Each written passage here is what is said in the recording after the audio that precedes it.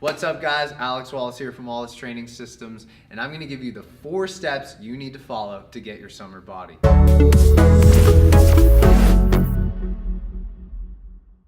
The first thing I want to talk about is nutrition, and there's no two ways around it. You need to eat in a calorie deficit if you want to lose body fat. But I want to preface that by saying I see a lot of people make a ton of mistakes with this. What they do is they lower their calories way too quickly, or they increase their cardio way too quickly to try to get in a huge calorie deficit, and this is not what I advise. Instead of actually going on a cut that results in you looking way better, people that start off full speed ahead typically just yo-yo diet. So what they'll do is they'll lose a whole bunch of weight at first, but the psychological steam of just grinding through extremely low calories causes them to bounce right back up to the calories they were eating and to put the body fat on that they lost. Instead, I would advise you to start off with just enough of a calorie deficit to facilitate fat loss. In my experience, that looks like a 500 calorie deficit. Now, if you eat a lot less than that, obviously your deficit should be smaller. But I typically start my cut with a 500 calorie deficit, and then I just create a smaller deficit when my fat loss stalls in order to facilitate continual progress. Now guys, the research is clear, and I'll put it up on the screen, that if you restrict your calories way too quickly, your performance will suffer. And you need to be able to maintain your performance in order to maintain your lean body mass. There's no reason to lose a whole bunch of body fat if you're gonna lose a ton of muscle mass in the process, because you aren't going to look much better. Instead, you're just gonna look much skinnier. To get more granular with the nutrition, there's 2 specific things I wanna talk about. The first being protein, the second being fiber. Touching on protein, if you're somebody that's already fairly lean, we're talking 13 to 15% body fat, you should start your cut at 1 gram per pound of body weight. The research is clear that this is not dangerous as long as you are already healthy. If you're somebody with kidney issues, that's a different story, but I'm talking to the people that are already healthy and they're just trying to get leaner for summer. Don't be afraid to let your protein get higher than that. So I'll show a chart on the screen that shows you that protein is lean body mass sparing, and it seems as though it's tending towards the higher your protein intake, the more lean body mass you can preserve while cutting. Now, I think it can get to a point where it's over excessive, but in my experience, this cut that I did on the 8-week cut series, if you haven't seen it, I'll put it somewhere in the screen, make sure you go back and watch that playlist, is I actually increased my protein intake as I lost more weight.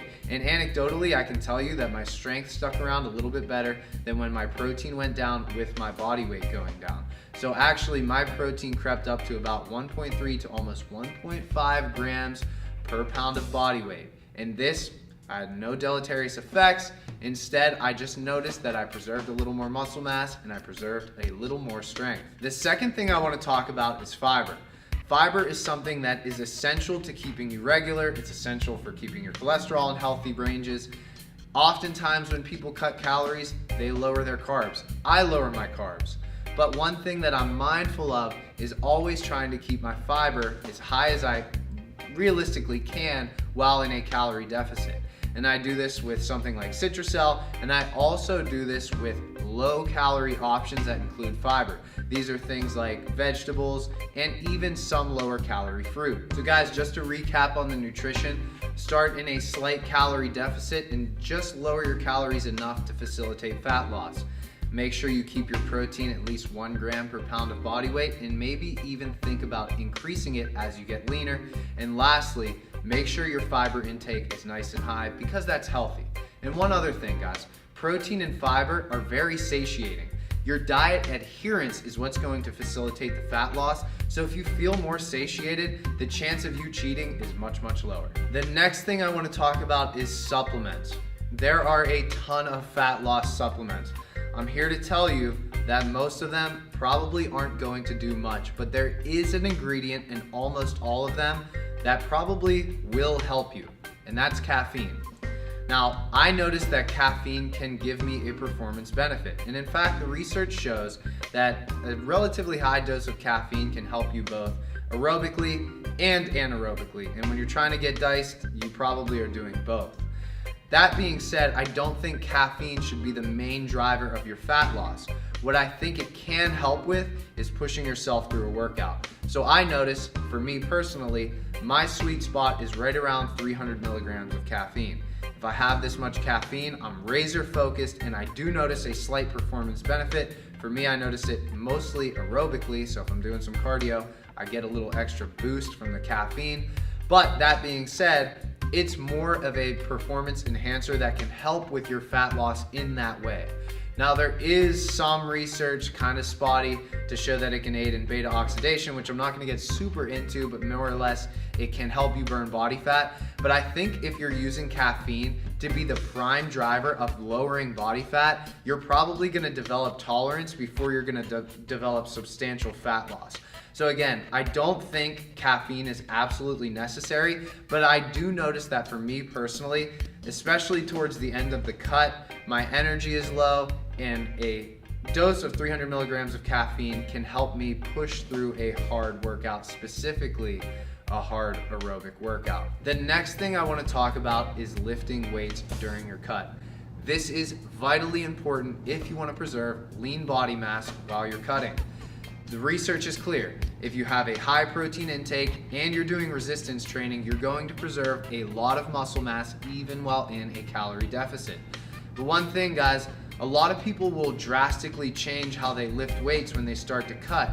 They think they need to do 20 or 30 reps in order to shred down, but that's not the case.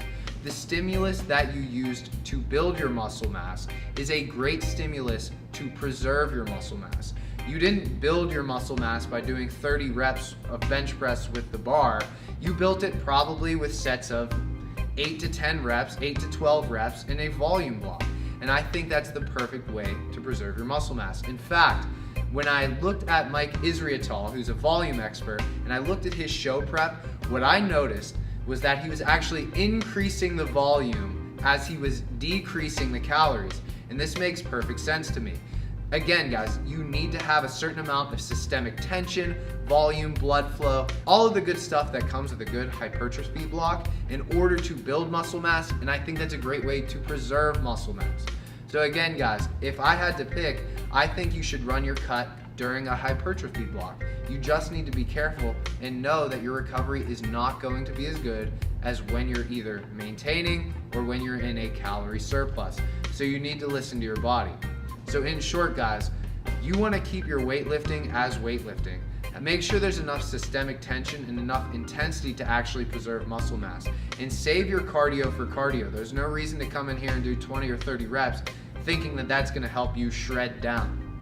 That being said, let's talk a little bit about cardio. The research is everywhere on whether you should do high intensity interval training or low intensity steady state.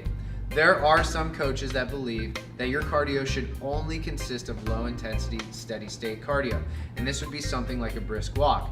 They believe that there's less of an interference effect between your weight training and your cardio as long as you're keeping them separate and very distinct. So the low intensity steady state won't interfere with your ability to lift heavy weights. That being said, I have seen some coaches who have built great physiques themselves and for their athletes doing high intensity interval training or hit under load. That's what I'm a fan of. But that being said, I don't have a hardline stance either way. For me, in my 8-week cut, I actually used both. I did both high intensity interval training as well as low intensity steady state cardio. Again, guys, the research is everywhere when it comes to this stuff. Some people will subscribe to high intensity interval training. Some people will subscribe to low intensity steady state. I think they're both viable to helping you stay in a calorie deficit and facilitate fat loss. In conclusion, guys, the 4 things you need to know to get your summer body are: number 1, start slow and start in a small calorie deficit, just enough to facilitate fat loss. Number 2, keep your protein and your fiber intake high despite being in a calorie deficit. This will preserve more lean body mass. Number 3, use caffeine or protein sparingly. The supplements can aid you in your fat loss, but it shouldn't be the primary driver of fat loss. And lastly, run your cut through a volume block and keep your cardio and your weightlifting separate and distinct. Don't go into the weight room and do sets of 20 to 50 reps. This isn't how you built your muscle. This is not going to be how you preserve your muscle mass. All right, guys, I know that video is a little lengthier than what we typically make, but I wanted to make sure all the content was out there to help you get your summer body.